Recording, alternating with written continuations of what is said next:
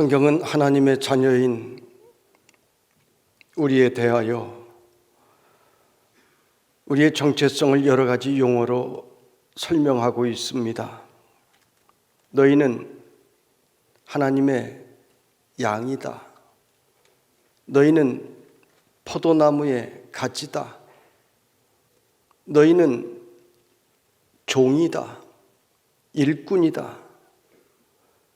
너희는 아들이다. 장자다. 여러 가지를 말씀합니다. 그런데 오늘 성경은 그 중에 특별히 선택받은 일꾼을 하나님의 병사라 말씀하고 있습니다. 병사는 목숨을 걸고 적과 싸우는 존재입니다. 그런 의미에서 보면 양들은 적과 목숨을 걸고 싸울 필요가 없습니다. 양은 목자만 그저 잘 따라가면 됩니다. 포도나무의 가지는 줄기에 잘 붙어 있기만 하면 됩니다. 일꾼은 열심히 주인이 시키는 대로 일을 하면 됩니다. 그런데 병사는 다릅니다. 병사는 용감해야 합니다. 병사는 목숨을 걸어야 합니다. 병사는 전투를 위하여 평소에 훈련을 게을리하지 않아야 합니다. 무기도 지급을 받습니다. 병사는 개인 행동을 해서는 안 됩니다. 전체를 위해서 하나가 되어야 합니다. 내가 좀 싸움 좀 한다고 앞서 나가면 안 됩니다. 영화 글래디에이터에 보면 콜로세움 경기장에서 노예 검투사들이 로마의 전차 부대와 싸움을 하게 됩니다. 주인공 맥시무스 장군의 지도에 따라 노예들은 방패를 들고 로마 병사들이 전차를 타고 달려들면 일제히 자세를 낮추고 한 곳에 모여 방패를 지면에 대어 병거를 전복시킵니다. 전차가 칼날을 앞세우고 달려들 때 그중 하나가 두려워하여 대열에서 이탈한다면 전체가 어렵게 됩니다. 병사들의 힘은 하나가 되는 데서 나옵니다. 병사의 또 하나의 중요한 특징은 병사는 다른 사람을 위하여 일한다는 데 있습니다. 오늘 말씀에도 병사로 복무하는 자는 자기 생활에 얽매이는 자가 하나도 없나니 이는 병사로 모집한 자를 기쁘게 하려 함이라 말씀하고 있습니다. 병사는 편한 잠자리를 요구하지 않습니다. 내가 쉬고 싶다고 쉴 수 있는 것이 아닙니다. 음식을 선택해서 먹을 수 있는 것도 아닙니다. 주는 대로 먹어야 합니다. 병사는 자기 주장하지 않습니다. 자기 주장을 한다면 병사로서의 존재 이유가 없습니다. 병사는 오직 명령에 따라서 순종하는 사람입니다. 우리는 누구나 병사의 수준의 신앙생활을 할 수는 없습니다. 그러나 하나님의 특별한 부르심을 입은 자들은 병사가 되어야 합니다. 오늘은 우리 교회 장로 피택을 하는 날입니다. 장로란 보통 일꾼이 아닙니다. 특별히 선출되는 병사와 같은 존재입니다. 피택받는 자들은 오늘 피택에 앞서 하나님의 특별한 일꾼인 병사에 대한 말씀을 통해 우리 자신을 돌아보고 또 피택하는 성도들은 말씀을 통해 은혜를 받고 우리 도림교회 비전과 미래를 위하여 기도로 함께 좋은 일꾼들을 선출할 수 있기를 바랍니다. 오늘 말씀에는 세 가지 명령이 나옵니다. 첫째는 강하고 강하고라고 말씀합니다. 군인은 강해야 합니다. 군인이 적보다 약하면 전쟁에 패하게 되고 적에게 끌려가 비참한 포로가 되든지 아니면 죽음을 맞이하게 됩니다. 그래서 병사들은 강한 병사가 되기 위하여 평소에 훈련을 열심히 합니다. 훈련 없는 강한 병사란 절대로 있을 수가 없습니다. 그런데 오늘 말씀을 살펴보면 어떻게 강하라고 합니까? 너는 그리스도 예수 안에 있는 은혜 가운데서 강하고, 그리스도 예수 안에 있는 은혜 가운데서 강하고, 이렇게 말씀합니다. 그렇습니다. 하나님의 병사는 은혜 가운데서 강해야 되는 것입니다. 하나님의 병사는 다른 것으로 싸우는 것이 아니라 하나님의 은혜를 힘입어 은혜의 능력으로 싸우는 것입니다. 은혜 없이 일하면 주변이 차가워집니다. 은혜 없이 일하면 내 주변에 상처받는 사람들이 자꾸 생깁니다. 부흥을 일으키는 사람이 아니라 부흥에 불을 끄는 사람이 됩니다. 하나님의 일은 좀 부족해도 모자라도 은혜로 일하면 주변이 함께 풍성해지는 것입니다. 모두가 함께 넉넉하게 되고 풍요하게 되는 것입니다. 가정도 은혜가 풍성해야 되는 것입니다. 남편과 아내가 함께 은혜를 받으면 그 가정은 좀 부족하더라도 문제가 있는 가정도 문제를 덮어가면서 행복한 가정, 화목한 가정으로 변화가 되는 것입니다. 자녀도 은혜를 받으면 비전을 가지고 그 가정의 미래가 되는 자녀가 되는 것입니다. 가족 중에 누구 하나 마귀의 지배를 받게 되면 가족 전체가 어려움을 겪게 됩니다. 이 사실을 깨달은 사람은 우리 가정의 은혜가 풍성하기를, 우리 가정의 영적 평강이 가득하기를 위하여 늘 기도 많이 할 수밖에 없는 것입니다. 회사도 은혜 받아야 합니다.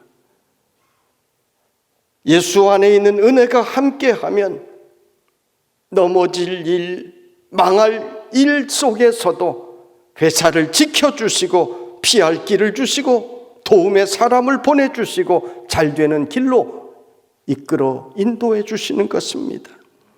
교회도 은혜가 풍성해야 합니다. 성도들이 은혜를 받고 은혜로 일하면 힘들어도 주의 일을 하면서 즐겁고 감사한 것입니다. 헌신하는 일꾼들은 자꾸만 많아지고 교회는 부흥하게 되는 것입니다. 저는 81년도, 지금부터 40여 년 전부터 20대 초반의 나이에 교회를 목회하며 섬겼습니다. 신학생 시절에 원치 않게 수십 명의 군인 가족이 있고 수백 명의 병사들이 매주일 예배 참석하는 교회에 수요 예배 설교하고 금요하고 군인 가정들을 신방하면서 목회를 했습니다. 그리고 지금까지 저는 신학교 시절에도 개척교회를 하고 목회했고 계속해서 목회의 길을 걸어왔습니다. 돌이켜보면 목회를 하며 제 마음속에 눈물과 감동을 준 분들은 똑똑한 분들이 아니었습니다. 힘 있는 분들이 아니었습니다. 은혜로 교회를 섬긴 분들이 주의 종과 모든 분들에게 감동을 주고 돌이켜보면 그들이 수많은 영혼을 살린 것입니다. 여러분, 은혜가 교회를 살립니다. 은혜가 교회를 교회되게 하고 부흥하게 하고 영혼을 구원하는 것입니다. 여러분은 예수 안에 있는 은혜 가운데서 강한 병사들이 되시기를 주님의 이름으로 축복합니다. 그리고 오늘 하나님의 일꾼으로 선출되는 이들은 은혜로, 오직 은혜로 교회를 섬기는 일꾼들, 병사들이 되시기를 주님의 이름으로 부탁을 드립니다. 둘째, 부탁하라, 부탁하라 말씀하셨습니다. 무엇을 부탁하라고 하셨습니까?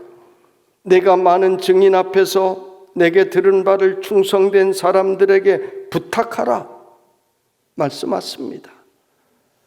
바울은 많은 사람들 앞에서 복음을 전파했고 진리를 가르쳤습니다. 바울이 전하고 가르친 그 자리에 디모데도 많이 있었습니다. 그러므로 너는 내게서 들은 그 복음, 그 가르침을, 그 들은 바를 전하지 다른 복음 전하지 말라는 것입니다. 오늘 한국교회의 문제는 다른 복음이 들어와 한국교회를 흔들고 있다라고 하는 것에 큰 문제가 있습니다. 우리는 예수님께서 전하신 복음, 그 복음을 전하고 그 복음을 따라가야 되는 것입니다. 바울이 전한 복음은 주 예수께 받은 사명입니다. 영혼을 구원하는 일입니다. 이것은 영혼 구원과 사회 구원을 분리해서 말하는 것이 아닙니다. 영혼 구원을 말하면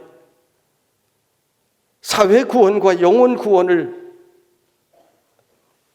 구분하는 이원론자로 공격하는 사람들이 있습니다. 잘난 체 하는 사람들이 왜 영혼 구원만 이야기하느냐고 말을 합니다. 여러분 잘 아셔야 합니다. 예수님께서는 영혼 구원을 위하여 공생애를 사시다가 영혼 구원을 위하여 십자가를 지셨습니다. 사람이 떡으로만 살 것이 아니오라고 하나님의 입에서 나오는 모든 말씀으로 사는 것임을 중심을 예수님은 가르쳐 주셨습니다. 예수님은 사회혁명가가 아닙니다. 당대 예수님을 따랐던 수많은 무리들 그리고 일부 제자들 예수님을 혁명가로 생각했습니다. 가룟 유다 같은 이는 예수님께서 로마에 대항하여 혁명을 이루실 것을 기대하였다가 예수님께서는 그 길로 가지 않자 예수님을 배신했습니다. 성경은 말씀합니다. 사랑하는 자여, 내 영혼이 잘됨 같이 내가 범사에 잘되고 강건하기를 내가 간구하노라 말씀합니다. 영혼이 잘되면 다른 것도 잘됩니다.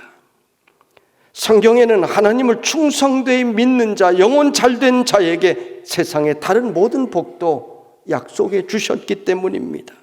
순서가 영혼이 잘됨 같이, 영혼이 잘됨 같이 영혼이 먼저인 것입니다. 내가 들은 바 즉 복음을 충성된 사람들에게 부탁하라고 합니다. 왜 충성된 사람이라고 말씀합니까? 오늘 말씀 바로 앞에 있는 디모데후서 1장 후반부에 보면 바울은 사람들의 이름을 구체적으로 거명하고 있습니다. 부겔로와 허모게네 그리고 오네시브로입니다. 부겔로와 허모게네라는 당시 종교 지도자들이 바울을 배신하고 바른 복음에서 떠났습니다. 그래서 사도 바울의 마음을 아프게 했습니다. 그러나 오네시브로는 바울이 감옥에 갇혀 고난을 받을 때 나를 부끄러워하지 아니하였다. 자주 찾아와 격려해 주었다. 에베소 교회를 위하여 많은 봉사를 했다. 바울은 이름을 거명하며 그 일을 기록하고 있습니다.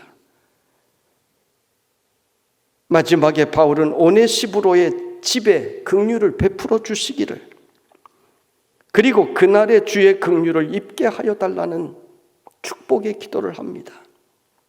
그날은 심판의 날, 예수 그리스도를 만나는 그날에 오네시브로가 그 집이 긍휼을 입게 해달라는 것입니다.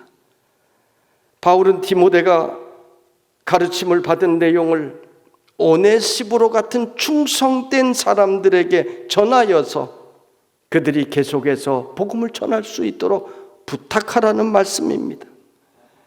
바울은 복음 전하는 것이 자기 당대에만 그치는 것이 아니라 충성스러운 일꾼들에게 전할 때 그것이 계속될 것을 바라보았습니다. 놀랍지 않습니까? 이 바울의 말씀대로 복음은 계속해서 충성된 일꾼들을 통하여 전하여지고 전파된 것입니다. 그리고 그 복음이 오늘 우리에게까지 전하여 왔습니다. 그래서 오늘 이 정 목사가 받은 복음을 여러분에게도 전하는 것입니다. 바울은 충성된 사람들에게 이 복음의 가르침을 전하라, 그들이 또 전하게 될 것이라고 했는데, 오늘 피택받는 분들이나 모든 성도들이 이 복음을 받고 여러분이 충성스러운 일꾼들이 되시기를 바랍니다. 그리고 계속해서 충성된 자들에게 계속해서 복음을 전파하여 온 땅에 복음이 충만하게 되는 일에, 땅끝까지 복음 전파되는 일에 귀하게 쓰임받는 여러분이 되시기를 주님의 이름으로 축원합니다. 셋째로, 고난을 받으라 했습니다. 병사는 편안하게 살기 위하여 모집된 자가 아닙니다. 힘든 훈련도 이겨내야 하고 전쟁터에서는 목숨을 아끼지 아니하고 전투에 임해야 합니다. 그래서 병사의 삶은 고난의 삶입니다. 모든 크리스찬들이 다 고난받는 사명 받는 것은 아닙니다. 오늘 이 말씀은 특별히 영적으로 낳은 아들인 디모데에게 바울이 주신 말씀입니다. 디모데야, 너는 복음 전하는 자로, 너는 가르치는 자로, 너는 목회하는 자로 특별히 부르심을 받은 자야. 그러므로 너에게 다가오는 고난을 두려워하거나 피하지 마라. 이런 경고의 말씀입니다. 목회자의 사명과 성도의 사명이 다릅니다.